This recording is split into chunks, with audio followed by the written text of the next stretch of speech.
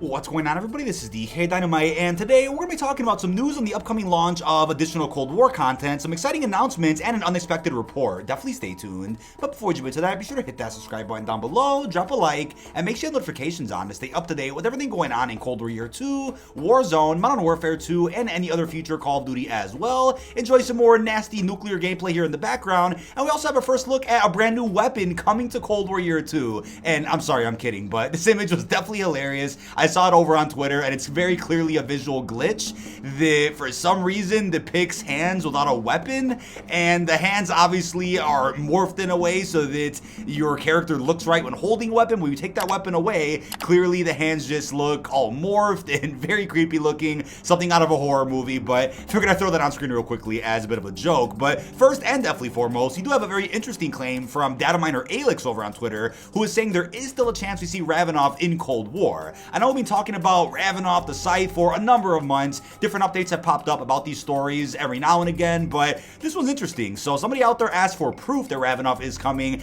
and Alex responded with something that he data mined. So it looks like new evidence is out there from these usual suspects that find early info for Call of Duty, and new info does suggest that Ravenov may be coming back. It appears that something to do with Ravenov has been added back to the files, presumably for Cold War. And it's interesting though how when it comes to Ravenov altogether, he was originally obviously in the Ravenov Operator Tracer pack, which has now been turned into the Death's Approach bundle, just featuring the Scythe and some other zombies content, but his operator was still left in Warzone's files. Although he was removed completely from Cold War, a censored version of his skin was put in Warzone, and ironically we have Mason that very clearly was wearing some Russian uniform that's reminiscing on what Reznov wore in World at War, and that was censored pretty well in Cold War, but over in Warzone, the original version is still present, showing his Russian Ushanka hat. We have Soviet icons all over his uniform. So if they censored Mason for Cold War, clearly a mistake was made where they didn't censor him for Warzone, they forgot to. But if a censored version exists of Ravenov, clearly that's the version that'll come out at some point in the future, right? But the problem with this is that considering Ravenov got completely removed from his original bundle, that means they'll either just drop this skin by himself or a new bundle is needed to fit with this character. And it's a problem because the Scythe bundle is very zombies focused, which obviously would have fit with Ravenov perfectly. So now it's like, all right, do you make another zombies focused pack that fits with them? It's a big question mark right now as to how that would work. But what's interesting though is that if Ravenov is indeed coming back, this seemingly confirms that at least one more content drop is coming to Cold War, and that patch should probably be found in the next couple of weeks, and that'll be the Season 5 update for Black Ops Cold War this year, which will likely feature another batch of bundles, which may end up having some answers as to what happened to Ravenov. Now, there's kind of been a pattern with some of the Year 2 drops we've gotten. When WMD came out, we got the Vargo, a couple of bundles, the Mastercraft for that weapon. When Jungle came out, we also got the UGR, along with some bundles, and then the Lazar Operator pack, whereas with Ravenov, he was gonna be packed with the Scythe, and it's unclear if another map is coming to Cold War. We'll definitely find that out when the next patch rolls around, but maybe if Ravenov is tied to Season 5, then he'll also be tied to an additional weapon that we don't know about yet, or even a map. And you guys see what I mean, right? It's kind of like a combination of content that's been coming out, usually like a map and a weapon, an operator or weapon, all three. So Season 5 may have some pretty good surprises that all of us out there just don't know about yet. I also think it's very coincidental that right now with the bundle schedule, the remaining packs all lead up until the end of Season 4. So they could have spread things out a bit, drop maybe one or two of these before Season 4 ends, and then drop like the Scythe during Season 5 to kind of wrap up Cold War Year 2. But very specifically, as you can see with the dates here, they perfectly round up the end of this season. So we have the Alien Void Wielder pack coming August 5th, which is a Friday. The following Friday is the Death's Approach Scythe pack, August 12th. And then finally, August 19th, the week after that, we have the Data Overload pack featuring Wraith and an anime Street Sweeper blueprint. So Season 5 is set to begin on August 24th. So it does look like, for some reason specifically, they wanted to get out these remaining Cold War packs before the season ends. Now, while coincidences are possible, I think when it comes to spicy DLC and very interesting rumors like these, this likely isn't a coincidence, and Treyarch does have something up their sleeve for the next season. And we also talked about many times in the channel before, in place of a Season 6 of Vanguard, we could end up getting a bonus season of sorts for Cold War where some additional content drops instead of the usual Season 6 this time around. And if Season 5 is the final one for Vanguard, then it begs the question, right? What will release in between Season 5 of Vanguard and then Season 1 of Modern Warfare 2? We'll have to wait and see. But if you guys remember correctly, on June 6th, I was actually sleeping when this happened.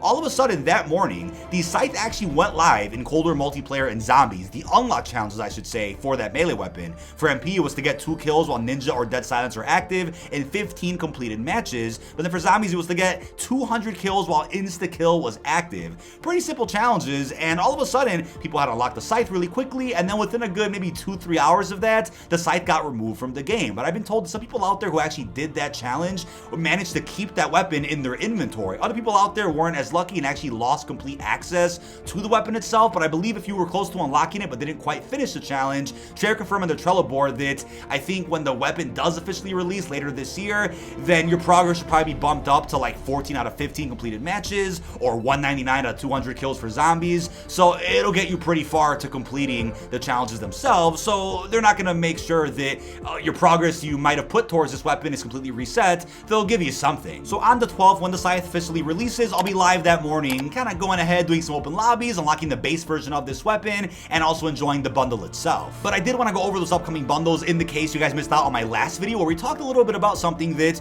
we have a pretty cool update on, and that is the return of 4 classic villains in Season 5 of Vanguard and Warzone. Khaled al-Assad, who made a cameo in MW19 and is expected to be a pretty big villain in MW2 coming out this fall. He's apparently going to be a free operator bundle if you digitally pre-order the upcoming Call of Duty. But aside from him, again, that guy makes sense. We have Raul Menendez, Sarah from the future, and then Rourke from COD Ghost. In terms of how that canon would work is unknown. I went over plenty of theories and my own speculation in my last video, but we got a reply from Charlie Intel when somebody asked them how it makes any sense those villains are coming to Vanguard, and they said, and I quote, "It'll make sense at some point, but that's all I can say. Have a lovely day." So that response tells me that these characters are canon, unless for some reason they're just in there for fun to kind of boost sales of the Vanguard item shop. I personally believe they're trying to be as creative as possible and kind of wrapping everything together to make everything make sense under the same timeline. Charlie's response does probably mean that they've been told some early info that there is some meaning behind those upcoming villains in the final season of Vanguard, kind of setting up the early events of Black Ops 2, possibly finally tying Ghost into all of this, unless they get kind of retconned a bit, those characters,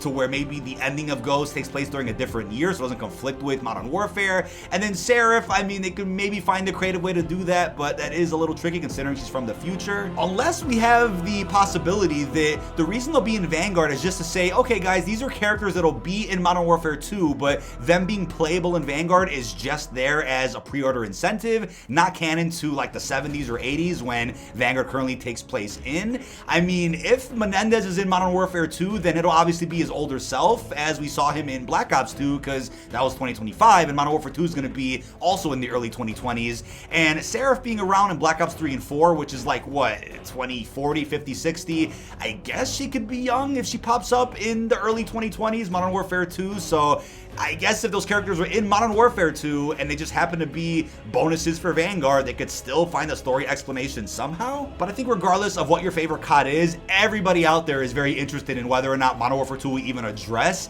the LA attack, Menendez's takeover, because that's kind of happening at around the same time of the Modern Warfare 2 campaign. So I'm very curious to see what the writers end up doing with that in the foreseeable future. But other than that, also an update on the Rebirth of the Dead event over in Warzone. If you guys weren't aware, I know I wasn't when I streamed the event the other day, the 3 golden bunkers around Rebirth Island that were added back during Season 2 Reloaded, I believe, of Vanguard, that was the Rebirth Reinforced event. Those 3 golden bunkers, which contain a fair amount of loot and even that really cool green shield blueprint, they are now open for free without the use of any codes, without the need to do any Easter egg. They are now completely open, and when you go in there, you'll be greeted by a fairly tanky horde of zombies, but once you take all of those guys out, you'll then find the green shield blueprint. So it's a very easy way to get your hands on that in case you missed out on it a couple of seasons ago. And I believe up until the launch of Season 4 Reloaded, that Easter egg to unlock those 3 golden bunkers was still active. If you went into all the jail cells in the prison, you would still see those remote controls that you can interact with and those TVs that would give you a code. But now it looks like that Easter egg has been removed and those bunkers are just there ready for anybody to walk in. So maybe after the zombies event goes away, they'll close the bunkers back up and then you have to do the Easter egg again to access them. But at least right now you get your hands on a free blueprint that you might not have gotten before. Now you also notice in the area surrounding some of these bunkers, you will find some war machines. And if you guys manage to find one, definitely use that against the zombies, because again, if you're going up against tanky zombies and some possible enemies, real people, people that are sweating their balls off, then you're gonna want to make sure you're prepared as you could possibly be. But speaking of Warzone, you guys may have also missed that Vanguard Zombies camos are now available for use in Warzone. So I know it took a number of months. It's probably something that you guys were thinking would have been available at least by like season 1 or 2, but don't forget how long it took for the Cold War Zombies camos to be added into Warzone. It was also a similar amount of time, and I know at the beginning of this year, Raven had commented that their goal was to kind of beat the time frame from last year, which was around 6 months, and at least they got them out in time. Again, it would have been silly if these got added in like season 5, presumably the final season of Vanguard, because then Warzone 2 is just around the corner, and it would have been a little redundant to finally have Zombies camos here for Warzone 1 when you can't even use these camos in Warzone 2. Now, I'll leave Lego Unlock's video down below in the description. He put out a video showing whether or not it's worth it to use Vanguard Zombies camos in Warzone, and they look pretty alright. I mean, it's kind of similar to the Cold War zombie camos, or even just the Cold War Mastery camos altogether, which kind of looked a bit off in Warzone, but as of recently, I guess it got improved, the system that is, to where the Cold War camos look a lot better than they did before, and I'm assuming maybe in the next season they'll maybe even tweak the look of these Vanguard Zombies camos as well. We then have a crazy report that I didn't want to make a full video on. I was going to, but then I was a bit worried considering the sensitive DMCA material that is potentially here with this story, but other COD partners have talked about this, so I believe it's okay to now.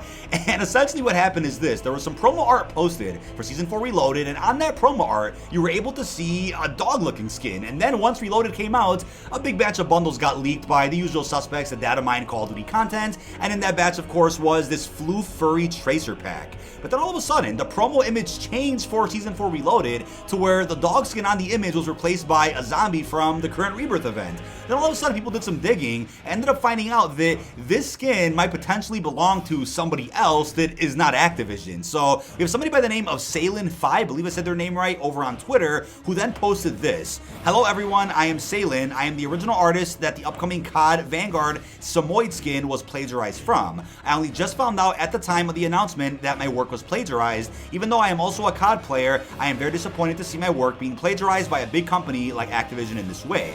I reached out to Activision for an explanation and or compensation, and hopefully the situation will be settled soon. As an individual artist, I can only do so much, and I have to speak out about this to stop things like this happening again in the future."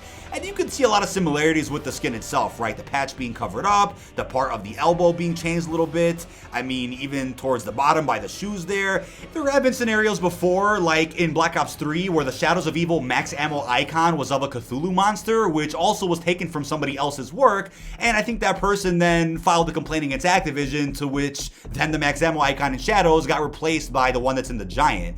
So it's happened before. I believe it's possible that artists can make mistakes. They can take too much inspiration from something and then directly rip it thinking there's no problem with it. Or there was some premeditation here where somebody behind the scenes was like, all right, I don't feel like doing my job today. I'm just going to steal something from somebody else and pass it on, and boom, we'll go from there. Who knows what the story is? We have no proof as to what the artist's intentions were behind the scenes for Call of Duty, but Activision found out about this and obviously is taking action against anybody posting this image. But I think considering they posted the image themselves on their own Call of Duty Twitter account, that's why it's okay to show and talk about in videos, but I'm still gonna take it easy with reporting on the story and only mention it here in this video. So in all honesty, considering a bundle was already done, I think with the original artist's permission, they should probably just compensate that person so that they can still release this bundle. But if the person doesn't agree to that, and it looks like they're kind of open to the idea, but if the person doesn't agree to that, then this skin will likely never be seen, and any content that was done for the doggy pack will likely be featured with something else. Kind of similar to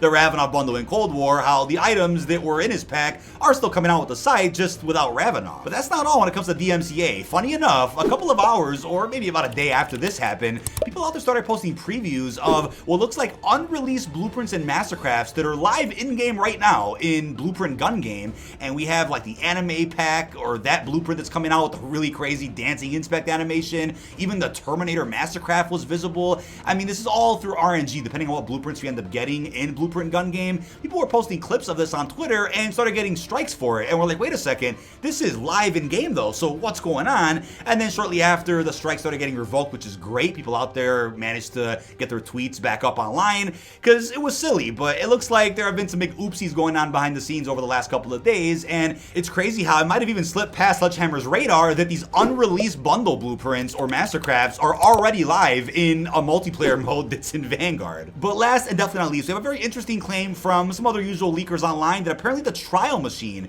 from Black Ops Cold War Zombies is making a return over in Vanguard Zombies. Obviously, a very easy way to get your hands on some pretty good rewards like perks, weapons, points, power-ups, and of course even the Wonder Weapon. That was definitely a strat for most people that went to high rounds in Cold War or wanted to go ahead and maybe work towards a trial while doing some Easter egg steps instead of doing the actual side Easter egg for a Wonder Weapon. So this is a great idea that they're adding it into Vanguard. I mean, we already have the Rampage Inducer in the game. I think anything that was successful about Cold War Zombies or Vanguard Zombies are most likely going to make a return in the next Black Ops Zombies iteration from Treyarch. So this is definitely good news for those out there that also like doing some trials on Outbreak or even the round-based maps that we had over in this game. But that is about it. This has been dkdynamite. Leave all your thoughts down below in the comment section. What are your thoughts on the updates regarding the upcoming content over in Cold War Year 2? How are you feeling about the reports regarding DMCA and that scrap doggy skin? Or maybe a skin that will come out eventually, but for now is likely going to be shoved under the rug. And also, what are your thoughts on the possibility of seeing an old Menendez over in Modern Warfare 2? Really hope you've enjoyed, and